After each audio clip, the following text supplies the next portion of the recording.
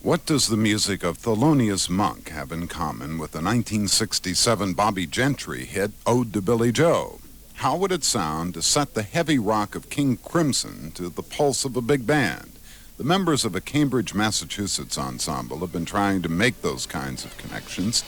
David Wright of member station WBUR reports the Either Orchestra is doing its best to stretch the way we've come to think of jazz.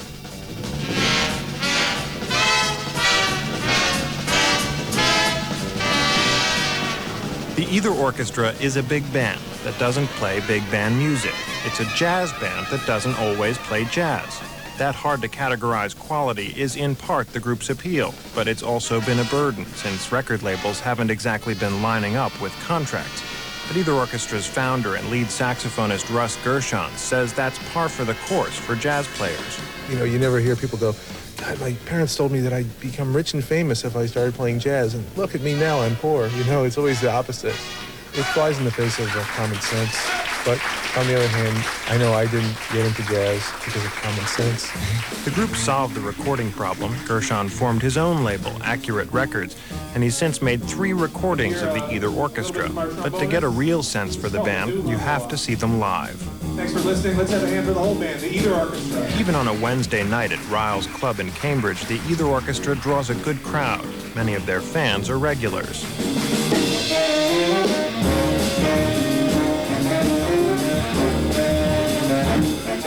Up on stage, the players seem like they're having a good time. You get a sense that these are guys with day jobs who miss being able to make this kind of music all the time. Jazz critic Neil Tesser has reviewed the Either Orchestra for the Chicago Reader and Playboy magazine.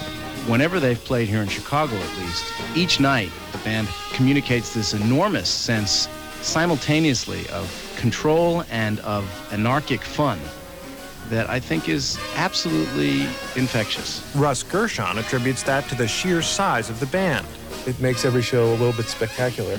Even if the people don't really understand the music or they're not aficionados of jazz, they can certainly see that there's 10 people up there operating together as a unit and having a good time with each other. And people sniff that immediately.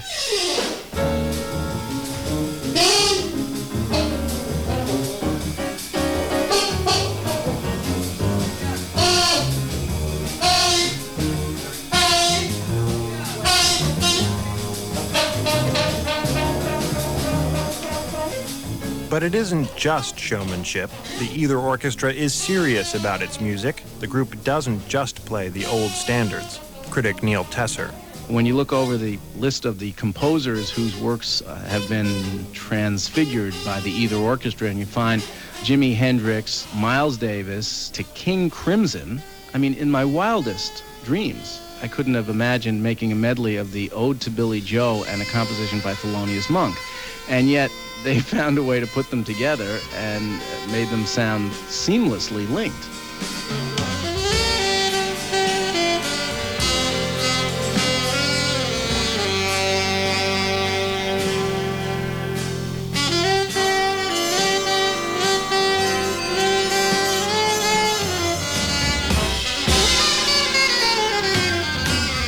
The band specializes in a kind of musical wit, as Samuel Johnson used the word, the discovery of a connection between apparently unlike things, taking the most heterogeneous ideas and yoking them together by force. Sometimes the results can be quite funny. Good evening. You know, there are many things that a man feels some regrets about, and some things over which he has no control. Which brings us to the topic of tonight's sermon, temptation. On its most recent CD, called The Half-Life of Desire, the Either Orchestra performs Russ Gershon's arrangement of Temptation, the tango that Bing Crosby first popularized in the 1950s.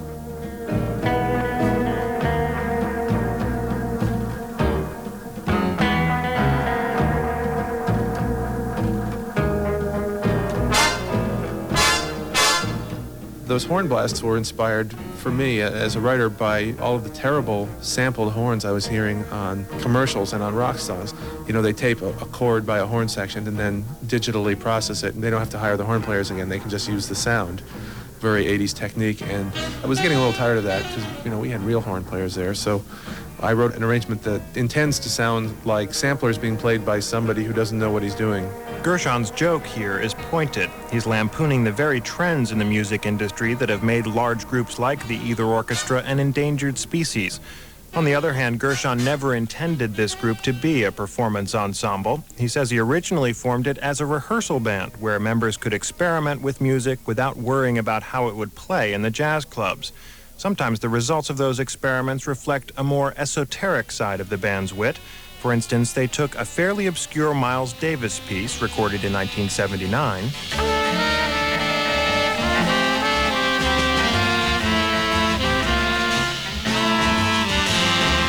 and a well-known piece by the 1941 Duke Ellington Band. I got it bad, and that ain't good. The Either Orchestra put them together. Their arrangement sounds like this.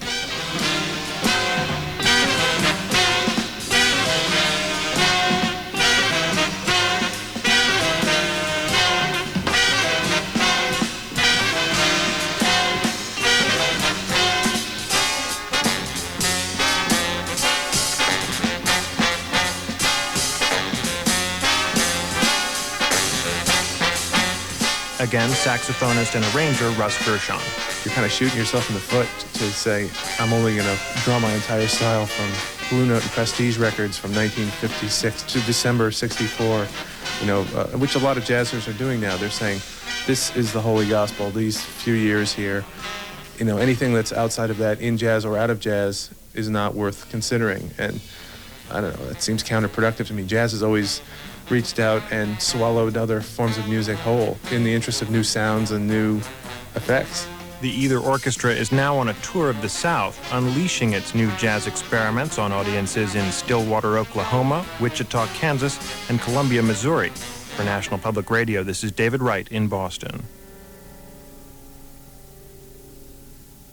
This is NPR's Morning Edition. I'm Bob Edwards.